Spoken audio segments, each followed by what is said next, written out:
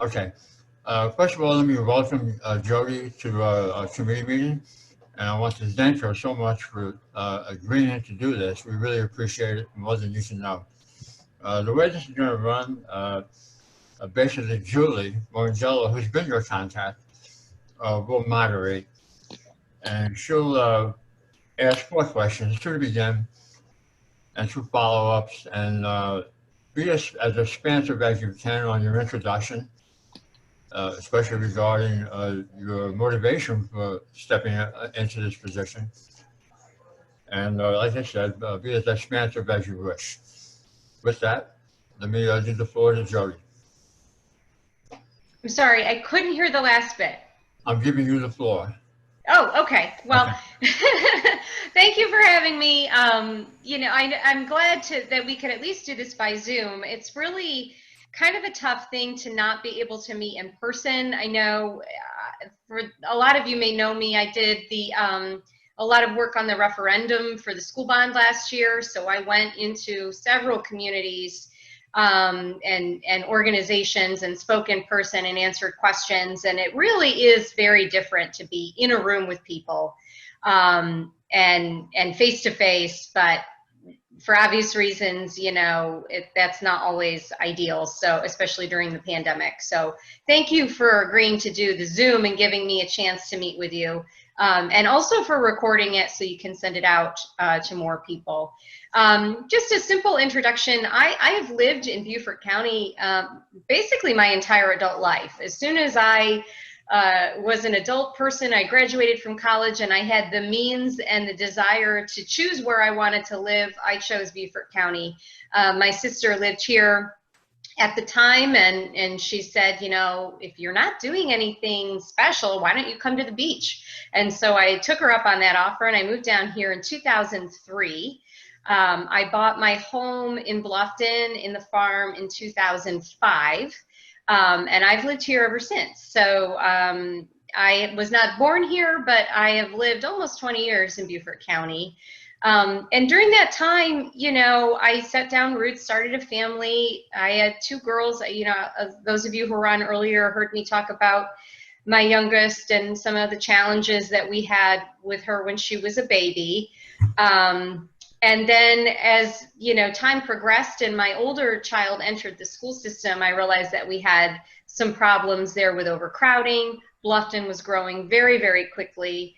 Any of you who have been here, 10 years or more have seen just how much has come up in that time.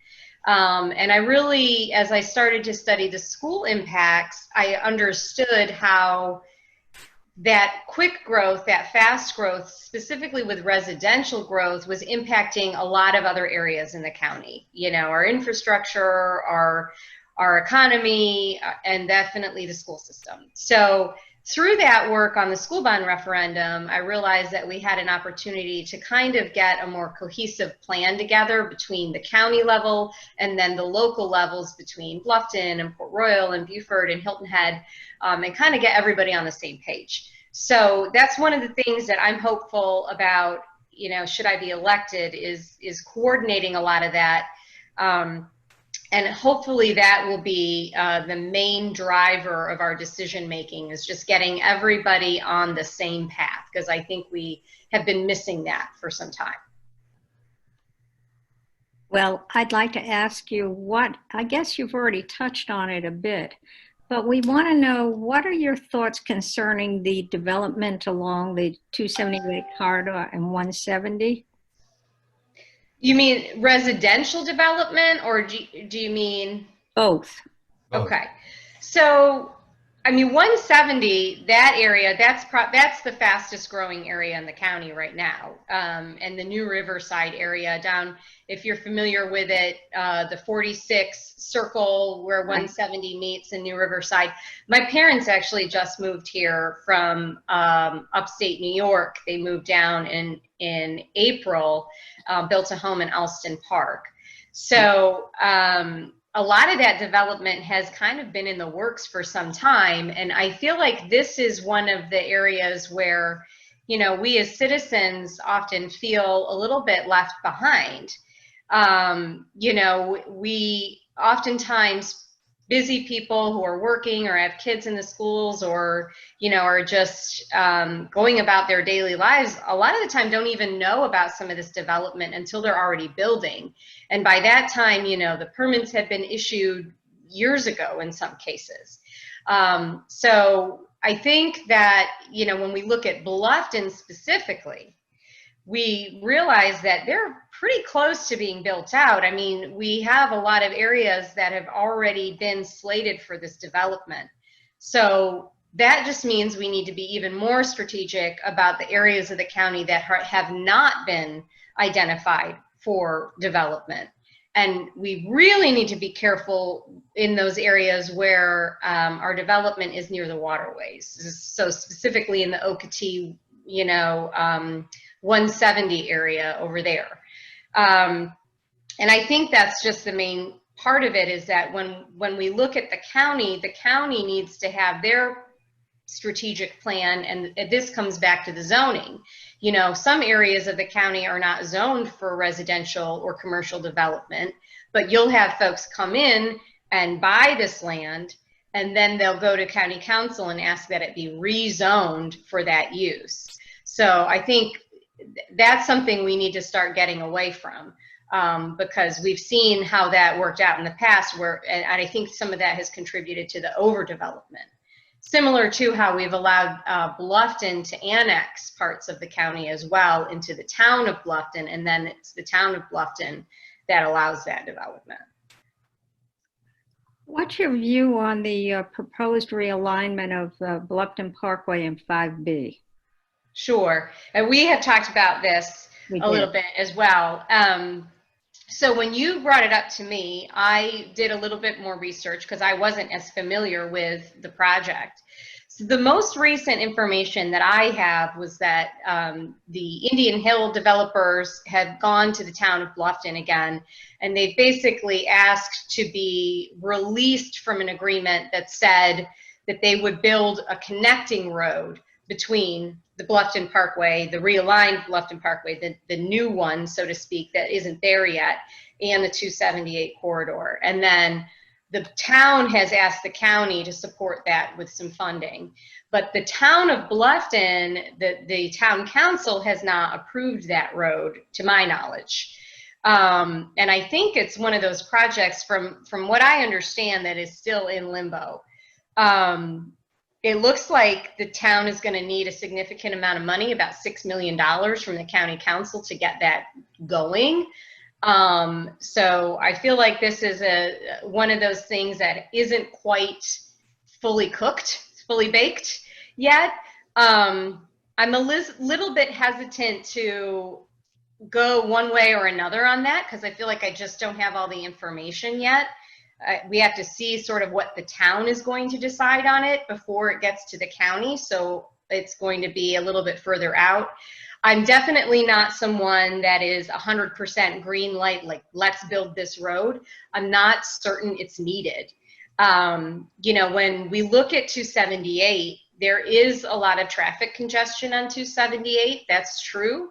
But when we look at the existing Bluffton Parkway, that goes between Buckwalter, right, and then east toward Hilton Head Island, I don't find that to be terribly congested when I travel that road.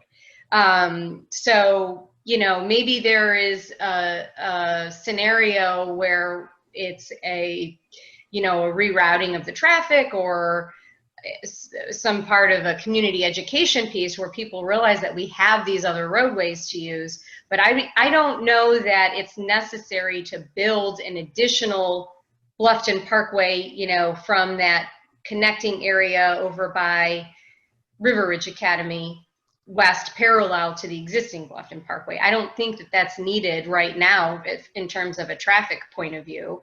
And from what I understand, there really isn't much more development in that region of Bluffton right now that's slated in the pike, other than this one community that isn't even built yet. So I feel like that's sort of a wait and see kind of a thing. I know my opponent has come out and said that he is in favor of it and wants to get it built right away.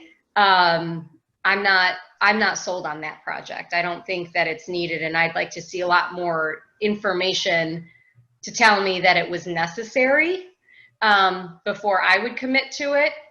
And I know communities like yours and some of the other ones, you know, like Shell Hall and nearby, they are opposed to it as well. So I'd like to hear a little bit more on both sides before I committed to a yay or a nay.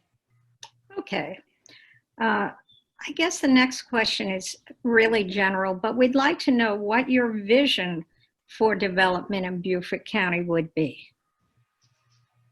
Sure. Well, I think one of the things that we need to really tackle a little bit more aggressively than we have been is matching the housing availability to the housing needs. And I'm talking about affordable housing. And sometimes when people hear affordable housing, they think of, you know, projects, subsidized housing. And I don't know that, that's not what I'm talking about. I mean, I'm speaking about, you know, housing that matches the needs of the community. So when we look at Beaufort County, our median income, household income is around $63,000 a year. When we look at housing prices here, you know, the average home price in Bluffton, and you're a realtor, Julie, you probably will know better than I will, but I think it's in the neighborhood of $260,000, $270,000. You're right. You know, so that's not really affordable for a family with a household income of $60,000 or less. So, you know, Beaufort County has done a housing study. They did a big housing study in 2018. It was commissioned then, and they gave us the results, and they told us that a significant portion of the residents here in Beaufort County, specifically among renters, but homeowners too, are cost burdened, where 30% or more of their household income goes directly to their housing costs. So when you have a huge population of people that are spending that much on their housing, it means they're not also spending money on other necessities, you know, groceries, gas, those types of things, but also, you know, just retail and luxury items. So it does affect our economy. And when we have, sorry, let me mute this. So when we have a lot of people who are basically living paycheck to paycheck, when there's an economic downturn, we're really in trouble. People start getting foreclosed and evicted.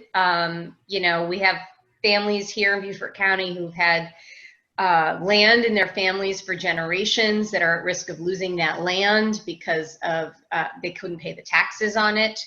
So I think affordable housing is something we really need to get serious about going forward as part of our vision for that. And then I think also we need to couple that with preservation of our natural resources. So we need to be a lot more aggressive about protecting our waterways and the land that is near our waterways, so that we're not overdeveloping in those areas and, you know, putting our ecosystem at risk. So I think those would probably be the two main things that we want to really look at when we're considering our vision going forward for Beaufort County. And then the third thing would probably be the types of businesses that we want to attract here. Most businesses are micro and small businesses, you know, so 1 or 2 owners and under 500 employees. That's pretty standard across the board. We want to mix so that we aren't putting all of our eggs in one basket. So for example, we don't want to do all tourism and hospitality. We don't want to do only healthcare. Just because then if there is an economic turn in any one of those industries, you're not putting the entire community at risk.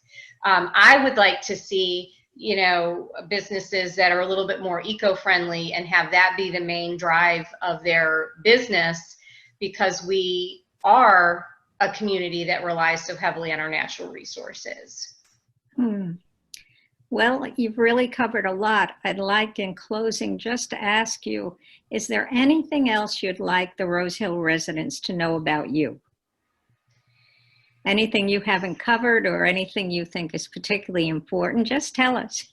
Yeah, I mean, it's a hard thing, you know. Who are you in 60 seconds?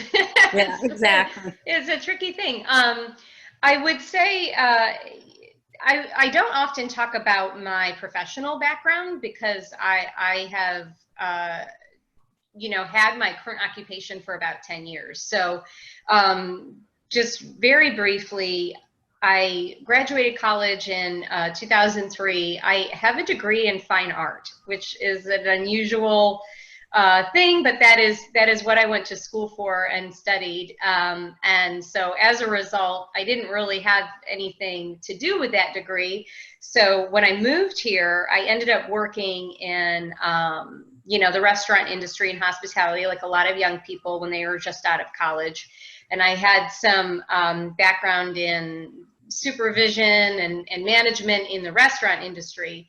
And then I worked at Barnes & Noble for about 10 years. I was there, and I was an assistant store manager. So even though it was a chain and it was a retail big box type of a store, I do have quite a bit of management experience. And so while I was there, you know, I managed the store during the recession of 2008. You know, I was responsible for our payroll and our staffing. So a lot of the, I've had to deal with that in an economic downturn, and it was extremely difficult. We also had to do a lot of just HR type things within that job. So I had to cut people's hours, and that was a difficult conversation. And I had to manage difficult personalities and kind of get everybody to come together and work toward common goals. I think that's going to be very valuable experience coming onto this council, because we've seen some dysfunction between the council members and the county staff. So, you know, I'm hopeful and confident that my experience in that management environment will serve me well there. And then after I left that job, I left when my youngest daughter had her health issues. I couldn't really work outside the home and manage her healthcare needs at home. So that's when I started working into the travel industry, and I plan vacations for people who have complex medical needs and disabilities.